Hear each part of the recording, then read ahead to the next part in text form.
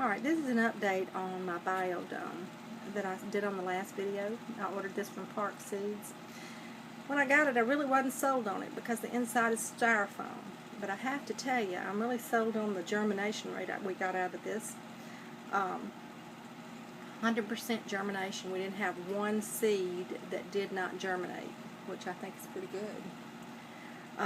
On the left, you see the broccoli. The first 4 rows are broccoli, and the rest of it is lettuce. So this is our really early spring stuff that we plant out here pretty early in Mississippi because we have a pretty warm climate down here. So maybe not everybody's ready to do broccoli and lettuce in the middle of January, but 1st of March we put these babies in the ground. Now, this is a technique that I heard about on the internet, and I thought I'd give it a try. This is actually a water bottle. That's the cut in half, and that's the bottom half you put water in. The top half, Charlie drilled a hole, or punched a hole really, in it with a Phillips head screwdriver, and what you see sticking out there is a piece of felt that he pushed through, and the felt acts like a wick, and if you can see, there's condensation in that bottle, so it's doing a pretty good job of wicking that water up into the bottle. Now, the people that were doing this on the internet were using 2-liter bottles, and I believe some of them were intended to actually grow maybe inside or season long in the bottle, you know, plants like lettuce that don't require a lot of soil. In a 2-liter that might work. I don't know. I haven't tried it. We don't drink 2 liters, so I hadn't tried that. I thought about germinating in these things because some of these plants I'm going to give away to family and friends, and I really don't necessarily want to give away my seed trays. May or may not get them back, so I thought I would try to see how these work for germinating. So I did about 6 of them just to give it a shot. Got lettuce and bell peppers in 2, and some tomatoes in 4 of them. Since you can't put these lids over to control the moisture when you're trying to germinate, I didn't have any saran wrap, so I put press and seal over it. It's not really as translucent as these lids, but actually tomatoes don't really need light to germinate, so it should work pretty well to control the moisture. I left a little space so they would have room, even if I didn't check it for a couple of days and missed the first little seeds popping out. It was not going to get stuck to the press and seal. I'm afraid that might happen, but I left enough space. I hope it doesn't. But anyway, that's just one of the things out there that on the internet that I thought I would give a try. I know there's a lot of things that you can use to germinate seeds with. A lot of them are pretty expensive. I have to tell you, I grew up on a farm, and my granddaddy used to do it in an old wood box that he made, sitting on our screen porch that he put plastic around. But again, like I said, it's pretty warm down here. That may not work everywhere, but it worked pretty well for us. Now this is a couple of trays of tomatoes that I have just seeded. We plant here on Good Friday. That's always a tradition here in the South. Good Friday's planting day.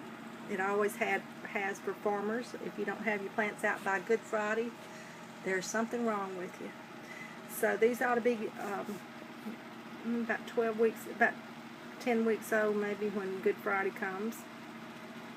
No, it's about 2 months, excuse me. About 2 months old when Good Friday comes, about 8 weeks. So that ought to be just about right. First tray here is a plant we started growing last year called a Big Daddy. They're from Burpee Seeds. Oh man, they were good tomatoes. My husband really likes a big tomato that will cover the whole slice of bread whenever you slice it. And we used to grow beefsteaks, but I don't necessarily care for beefsteak because they've got that hard center in the middle of them, and when you cut that out, you got a great big hole in the middle of your sandwich, or as they say down here in the South, in your sandwich. So we found these and tried them, and they got as big as your hand, and there was no hard center. So we really liked those and thought we'd grow them again this year. I've got another tray over here that's a new seed that back part of it is something called super sauce that I'm real eager to see how they turn out. They're another burpee seed, and it's a new one for this year, so pretty expensive seeds. They're supposed to be seedless Roma tomato that gets 2 pounds, and a single tomato will cover, will fill up a sauce jar. So we just want to see how those turn out. Now, I've known for years that Epsom salt is good for your tomato plants. It's magnesium sulfate. It'll keep away blossoming rot, so they say. So we put a handful in the hole when we plant a tomato down here in the south. Walmart knows that. They keep them on the end cap in the garden center when it comes planting time down here in Mississippi. I don't know what they do other places, but they know that we like our Epsom salt. But I read something that said on the internet that said they were good to help with germination and the germination rate because the seed needs some of the magnesium sulfate. So I thought I would try a little experiment. I've got two 6-pack trays of leftover Big Daddies over here in this tray in the front of the super sauce.